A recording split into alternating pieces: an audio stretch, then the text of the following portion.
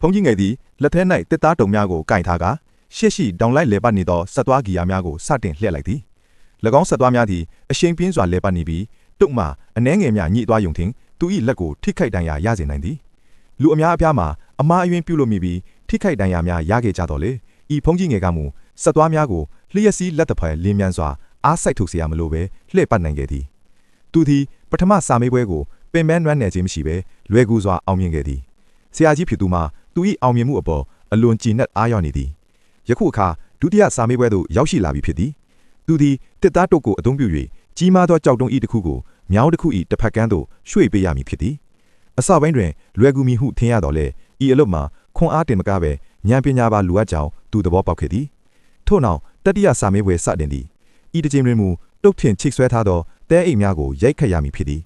ဤစမ်းသပ်မှုမှာသူ၏ဖြက်လက်မှုနှင့်အရှိန်ကိုစစ်ဆေးရန်ဖြစ်သည်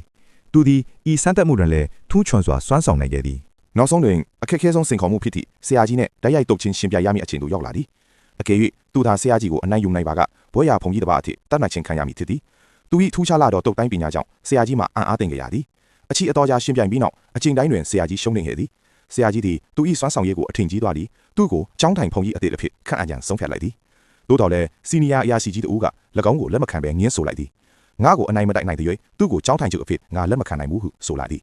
ဖုန်ကြီးငယ်မှာအခြားရွေးချယ်စရာမရှိသဖြင့်စိန်ခေါ်မှုကိုလက်ခံလိုက်ပြီးပထမဆုံးအချီအတွက်သူ၏တုတ်ကိုတင်းတင်းကြပ်ကြပ်စုပ်ကိုင်ထားလိုက်သည်သို့တော့သူသည်စီနီယာချုပ်ကိုထိအောင်ပင်မတိုက်ခိုင်နိုင်ခဲ့ပြီ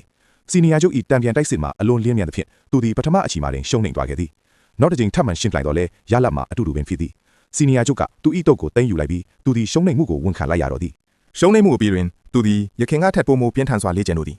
သူ၏စိတ်ထဲတွင်စီနီယာချုပ်ရဲ့ဤပညာကိုငါဘလို့တံပြန်ရမလဲဆိုသောမိခွန်းတစ်ခုတည်းသာရှိနေသည်နောက်တစ်နေ့တွင်သူထက်မှန်စိန်ခေါ်တော့လဲအစီအစဉ်ပြက်ပြားငါထက်မှန်ရှုံးနေပြန်သည်သူသည်ဒေါသထွက်ဖြင့်ဝါတော်တဲသို့သွားကာဝါပင်များကိုခုတ်ထစ်လိုက်သည်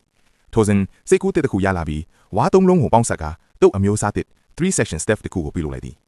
နောက်တစ်နေ့နက်နက်တွင်တိုက်ပွဲပြန်စသည်ယခုတစ်ချိန်တွင်မူအခြေအနေများလုံးဝပြောင်းလဲသွားခဲ့သည်သူ၏တုတ်အသစ်ဖြင့်စီနီယာချုပ်၏တိုက်ပွဲတိုင်ကိုလွဲကူစွာကာကွယ်နိုင်ခဲ့သည်သူကဝါတုတ်အသစ်ဖြင့်တိုက်စစ်ဆင်သောအခါစီနီယာချုပ်အတွက်ခုခံရန်အလွန်ခက်ခဲသွားသည်တင်တော်သောအချိန်တွင်သူကပြင်းပြင်းထန်ထန်ရိုက်ခတ်လိုက်ရာစီနီယာချုပ်၏ဓားမှာလက်ထဲမှလွတ်ကျသွားခဲ့သည်စီနီယာချုပ်ကဓားကိုကောက်ရန်ကုန်းလိုက်စဉ်သူကစီနီယာချုပ်ကိုဖမ်းချုပ်လိုက်သည်နောက်ဆုံးတွင်စီနီယာချုပ်ကရှုံးနိမ့်မှုကိုဝန်ခံပြီးသူ့ကိုကျောင်းထိုင်ချုပ်အသည့်အထိလက်ခံလိုက်သည်